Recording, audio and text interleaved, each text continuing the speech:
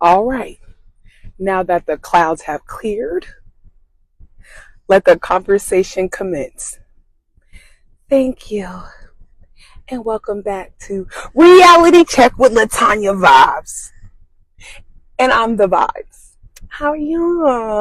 Hope you're doing okay. I'm going to make this quick. I'm going to make this intentional. And I'm going to make it impactful. And I'm going to let you do what you got to do. Okay? And the message for today is their projection does not have to always match my perception. Let me say it for the motherfuckers in the back. Their projection does not always have to match my perception.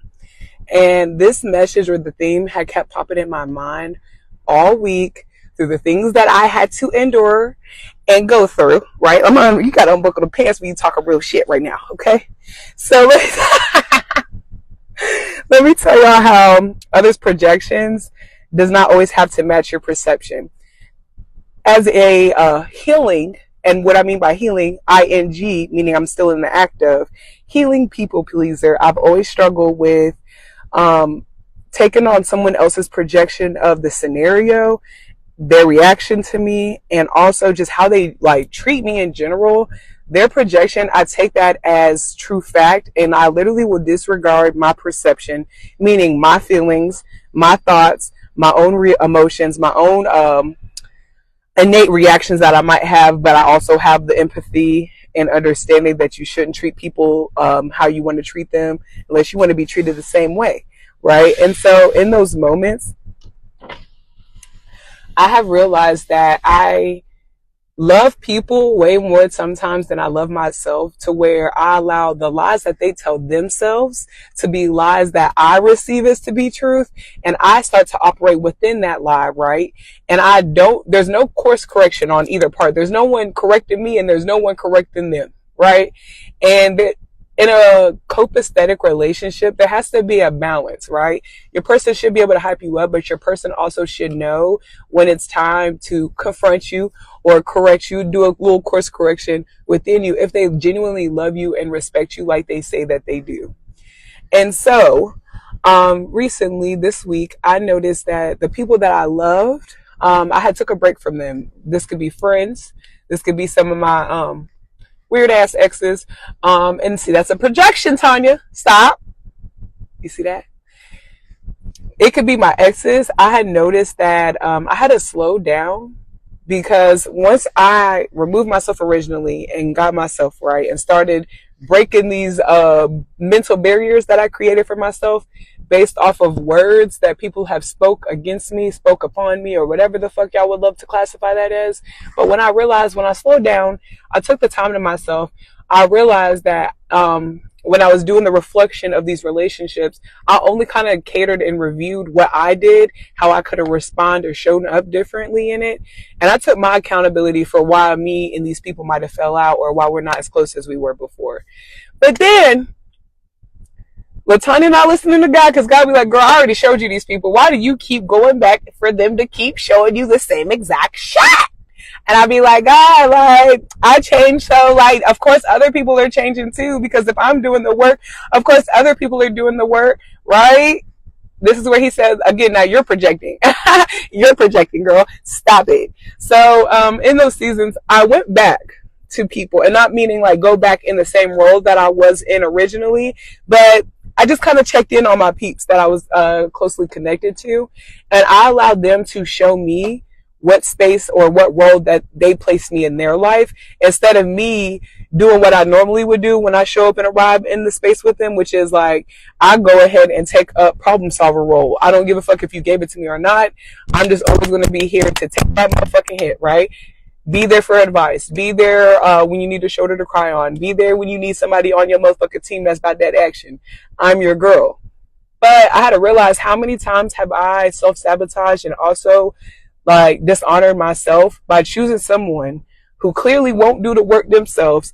Clearly, even when I have shown them that I've changed, shown them, hey, you see how we disconnected and this is what I've done, they still come to your space trying to remind you who the fuck you grew from.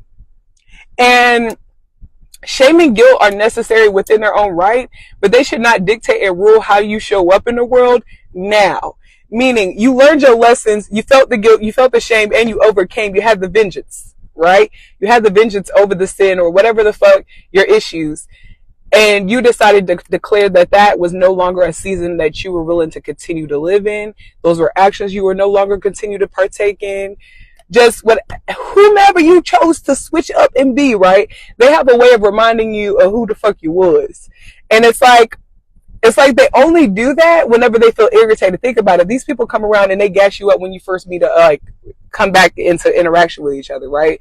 So they're like, damn, I see you working. I see you done did your big one and all the things, right? And then next thing you know, after a few days, few months, few weeks, depending on how long people wear their damn mask, right?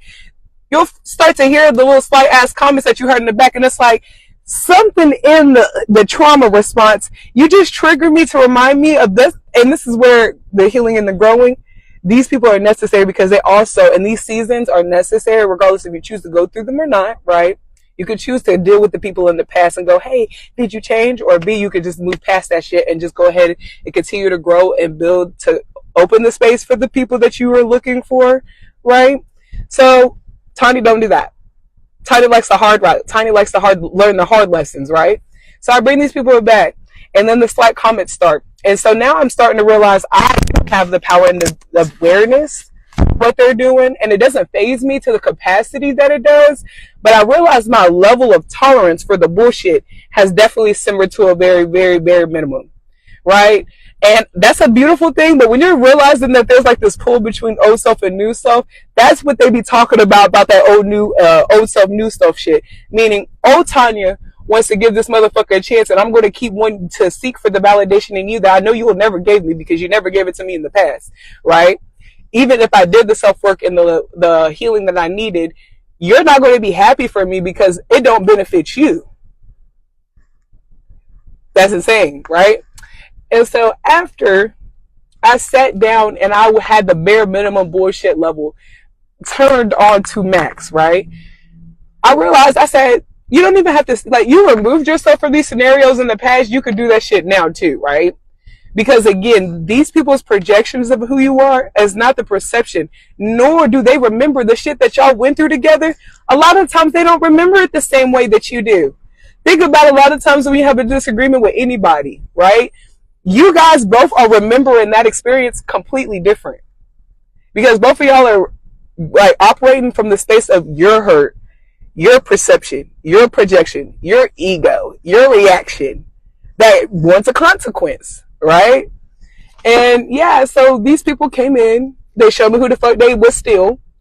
I got to assess where I'm at, and it took me, again, which I don't like, I allowed myself to crash out first, and my crash outs are silent. I'm a silent crasher router. I don't let everybody see my shit. No. I will never give you the satisfaction. I crash out in silence. And so I did my little mini crash out, which really is me taking a nap for a day and then waking up and remember who the fuck I am. And that's what happened. And when I woke up, I said, yeah, I don't really want to deal with this anymore. And I had to be honest with you. I said, I deal with it? No, I don't either. Let's exit left. Okay. And we did. And now I am able to wake up, get my shit together, and show up for you guys in this quick little reality check that I have just curated recently, right now. Yes, we made it through. And through. Stop letting these people's projections dictate who the fuck you are, what the fuck you came from. A lot of the times they did not walk the path that you walked, nor do they want to remember the things that they did against you. And it ain't up to you to continue to relive that trauma and remind these motherfuckers each time they come around, hey, do you remember you did this? Hey, you remember how you treated me like, yeah, it doesn't, why? It's not worth that. It's unhealthy. Fuck off. But nah, I'm going to get off y'all's line. I just hope that this message reached somebody, even if it was short, very minute, very intentional, very impactful. Share that motherfucker. I love you. Until next reality check.